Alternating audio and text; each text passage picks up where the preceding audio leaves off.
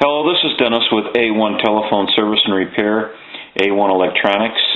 You can reach us on the web at www.a1-telephone.com, and you can also reach us at 618-235-6959. Today I want to show you a TeleQuest, and this is a SofTel, and it's associated with the Star Trek series, and this is Steve's telephone from New Mexico, and this is kind of in the middle of the process of a repair. We've done an earlier video showing this telephone, and it had some problems. And so now that we've troubleshooted it, what it came down to is this is a two-line telephone, and this telephone was surged, and it just really created quite a bit of havoc through the board. And some parts of line 1 would work, and then no parts of line 2 would work, but yet line 2 would ring. Line 1 would not ring, but when you tried to access line 1, it would access, but it would never release the line. Now, electric, when you have a surge, can do all kinds of different strange things to whatever electronics that it hits. And in this case, it left the tone generator circuit intact, but it just annihilated all kinds of other parts of the two lines and actually shorted them together, blew some things out of some of the IC chips. And so now what we've done is we've done a lot of redesigning and a lot of just reworking the circuitry. We had a talk with Steve, and we came up with a conclusion that, since it's a two-line phone, let's shoot for at least get one line working. There's very limited amount of parts to these. They're very hard to find parts for. And so with a limited amount of parts and not able to locate a lot of them, we came up with a conclusion that it would be better to at least have one line if we could pull that off, instead of not being able to use the telephone at all. So we worked on getting line 1 straightened out, and it's been quite a process. There was a lot to do, a lot of redesigning, moving around, replacing parts, and just kind of like babying the thing along through the whole repair process. And we had to redesign the hold switch and circuit, along with some other parts of the board. It's just been a really ongoing process. And so what you see here is where we have a hold LED. You have a green light here that lights when the phone rings, and then you have a hold red button here, LED, and then you have a green access line button. And then also when you're off hook, this red light LED will be on. So not only do you have a set of switches up here, you also have a set of switches inside here. I'll show them to you, and then a hold. But these are not momentary switches that go to a processor. These are manual switches. So if you manually put hold on, you manually have to take hold off by pressing line 1 again. So there was just a lot to it. And we're kind of at the point now where we're going to be doing a final checkout. And, some of parts of line 2 had to just be totally taken away from line 1 because of the shorts that were inside some of the microprocessors, some of the IC chips. And so it was just a real nightmare trying to get everything apart and redesign a lot of it and just get it all back into a functioning telephone for line 1. And so what we see here is our pad for our numbers, our keypad, and then our keypad here. Well, what we're going to go ahead and do is we do not have line 1 accessed, and you would do that with a button down here that's behind this board. And then, so we don't really need to hang this up here where the hook switch would hang up, because we don't have line 1 accessed. So we're going to go ahead and ring the telephone. We also had to design the circuit on the ringer element because none of that any longer worked. And so we had to reconfigure the switch so we had a high, a medium, and an off again. Or a high and a low and an off. And so none of that was working. That was all, done in when it got hit by a surge. So a little bit of everything on this telephone other than the tone generator had to be reconfigured, redesigned, or repaired. And so it was just an ongoing situation. We're going to go ahead and ring the line now. And we have an LED flash in here for a phone call.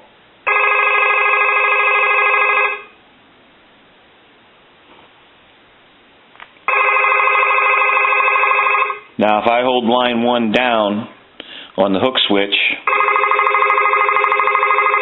and I access line 1, see, there's your hook switch. This hook switch up here is for if you have line 1 accessed, and this was factory, this is the way they had it. If you accessed line 1 down at the push buttons, then this was your hook switch and you could simply hang up. And as you see, when I take it off hook, it does seize the analyzer, and then it hangs up, which it would not do before.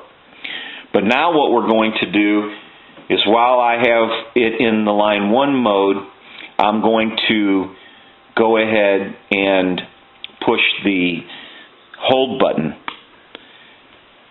And now you'll see a red light here, an LED, that shows our hold has been accessed. And the analyzer did not totally hang up because it's holding the line open. Now, this is a manual setup, and that's the way this phone was designed. If I come up and I go ahead and try to hang up the line up here at the hook switch, it isn't going to hang it up, because you still have to take the person off hold, or access the call to take it off hold, and you're right back online. So that's all working properly.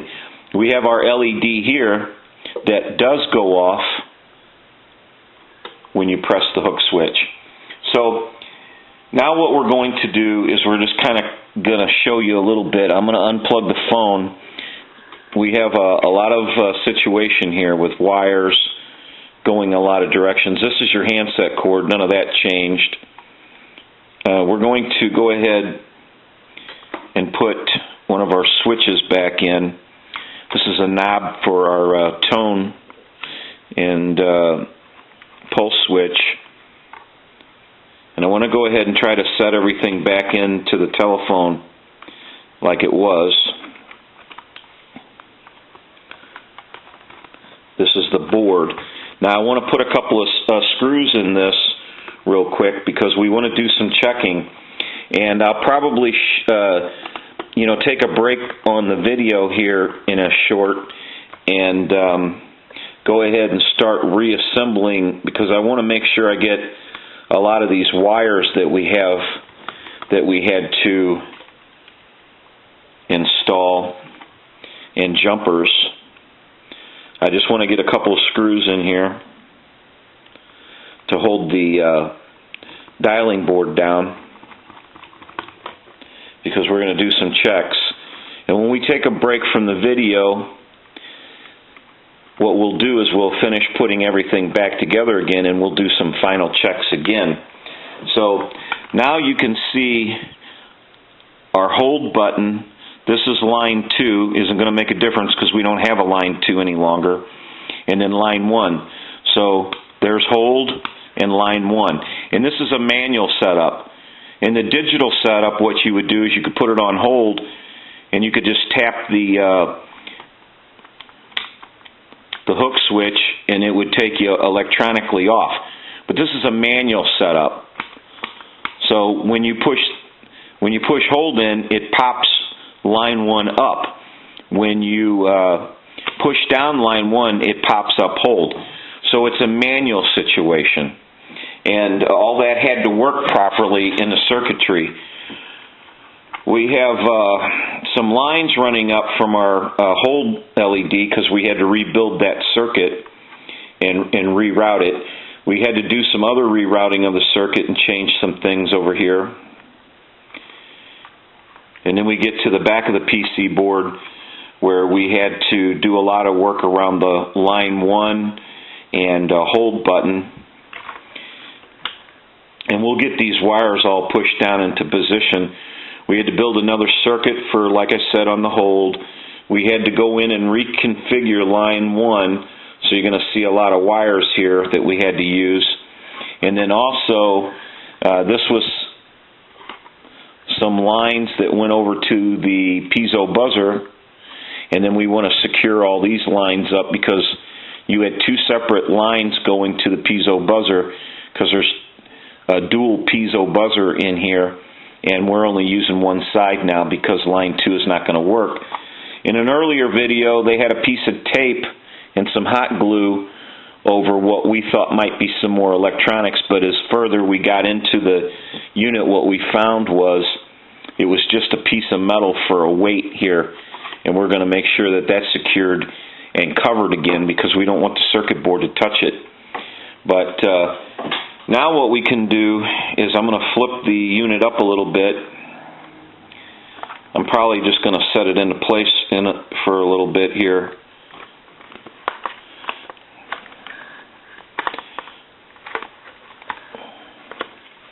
It's not all going to go back together again real easily, but I was just trying to give you an ideal of what we had here. And if I can get these switches here, the buttons to these line 1 and 2 and hold are right here, but I'm not going to install them yet. I'm just trying to give you an idea of what we're doing here.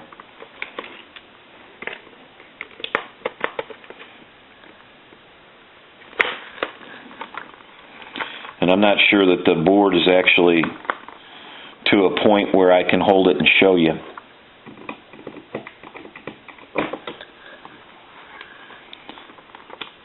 Just to give you some kind of an idea of how it looks at this point.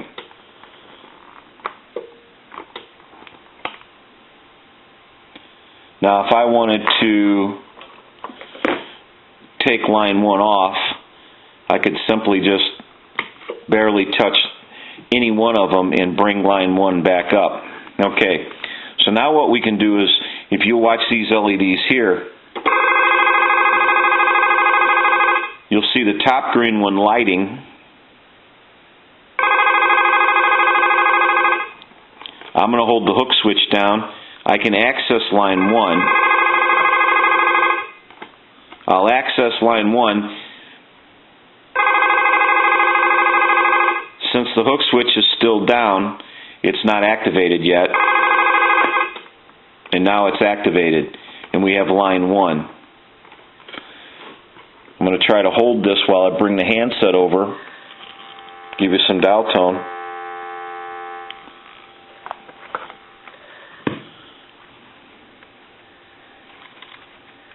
Now what we want to do is I'm going to walk through my numbers a little bit. If you watch the analyzer, you'll see them come up.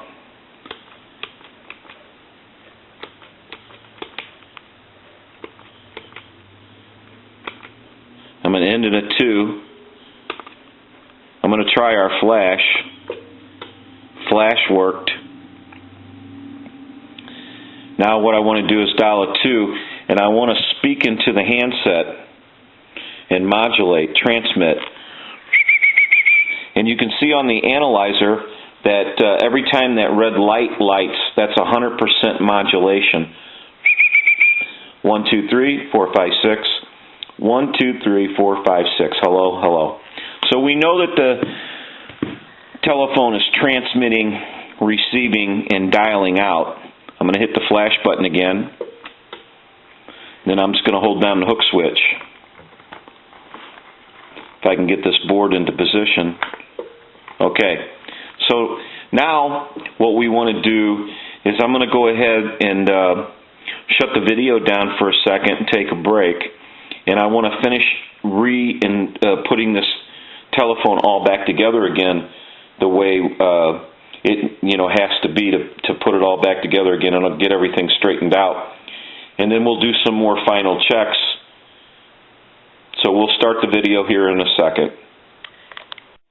Okay, we're back now, and basically what's happened here is we finalized in putting everything back together again on the telephone.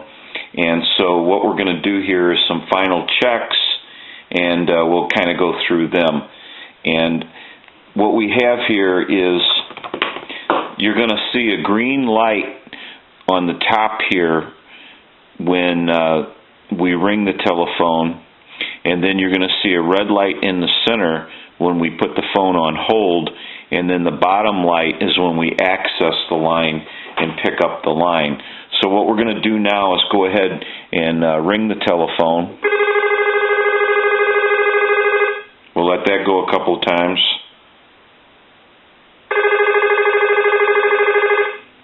We're going to go ahead and answer it. Give you some dial tone.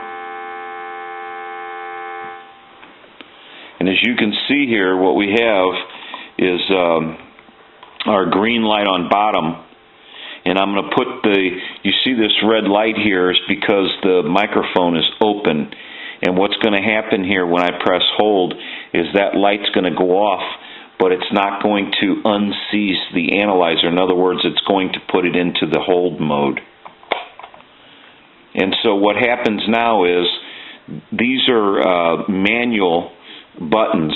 So in a newer style telephone where you would put a telephone on hold, it would go to the microprocessor and it would be a momentary switch. And then you could just hang up and it would take hold off. In this case, since these are manual switches, you literally have to take it off hold and press line 1. We have abandoned line 2. There is no option for line 2. This telephone will never have line 2 again. You just have to put a totally new board in it and start from new. But anyway, and this is so that it does not confuse anybody, and you don't want them trying to access line 2 because you could damage the telephone anyway. So that's just been abandoned, and there is no line 2 any longer. And so as long as Steve does not forget to, like say if you put it on hold and then try to hang it up, it's not going to release the line.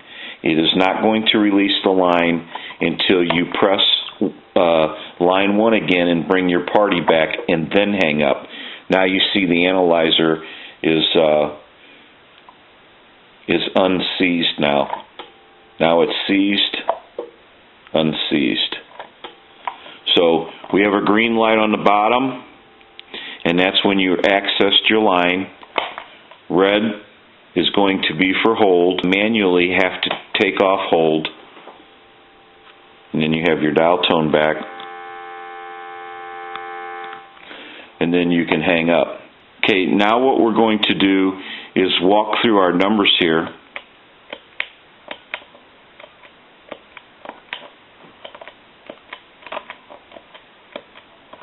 I'm going to end in a 2, and I'm going to go ahead and transmit into the handset. Every time you see that red indicator light on the analyzer, that's an indication of 100% modulation. 1, 2, 3, 4, 5, 6. 1, 2, 3, 4, 5, 6. Hello, hello.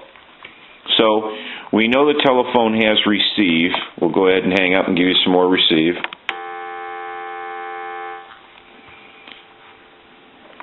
We'll dial our numbers one more time.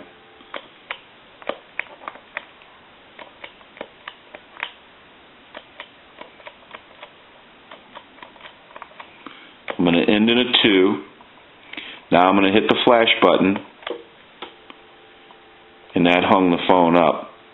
Another thing I want to do is I want to hang up. We have our high, medium, and low button here. And I'm going to go ahead and ring it. Put it up in the medium or low. Then I'm going to put it up in the off position. Move it down in low. And then high.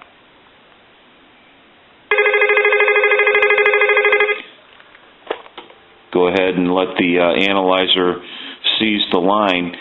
This is the battery compartment, and we have our batteries taken out of this telephone because they're no longer any good. Now we're going to return them to Steve. If he wants to put some new batteries in, that's fine. Probably would get his store functions back. If you read the panel above the batteries, that's what that's for. All your memory and save and store and all that. So basically he should regain all that, and maybe last number redialed, he should regain all that if he puts batteries in it. But I'm not sure, that would be something that he would want to do. If not, it's not a big deal. You have flash here, and you have your hook switch, and you have your numbers that are dialing out. And for what this telephone has been through,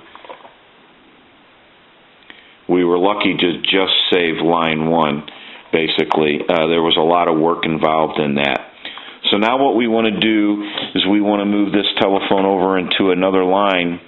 And now I'm going to call a time and temp number, and basically you're going to hear a lot of garbled digital noise. They've been having problems with the time and temperature line, and it's garbled in certain spots. It's not the telephone.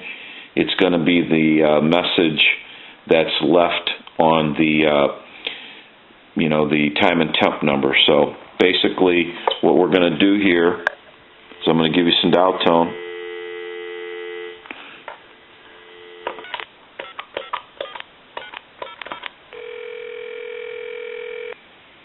Good morning.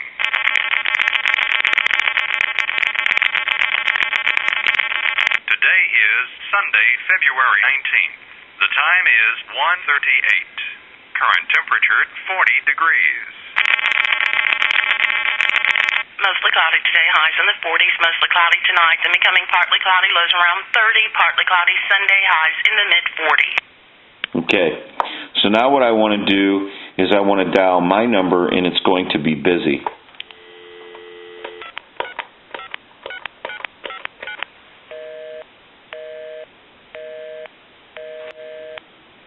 Okay, now what we can do is we can hit hold, and then we can bring the line back. Hit hold again, bring the line back. We'll go ahead and hang up. We'll do time and temp one more time, but we will get some digital noise in there, but that's their recording.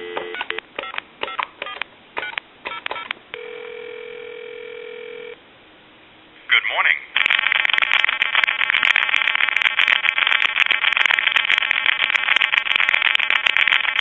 Today is Sunday, February 19th. The time is 2:20. Current temperature 40 degrees. Mostly cloudy today, highs in the 40s, mostly cloudy tonight, then becoming partly cloudy, lows around 30, partly cloudy Sunday, highs in the mid-40s. Okay, so now that we know that this telephone is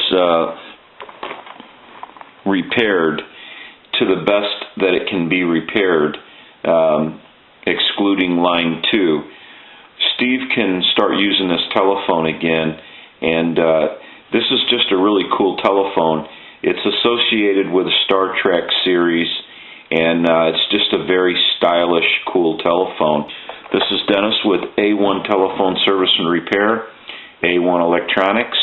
You can reach us on the web at www.a1-telephone.com, and you can also reach us at 618-235-6959. Thank you for watching, and have a great day.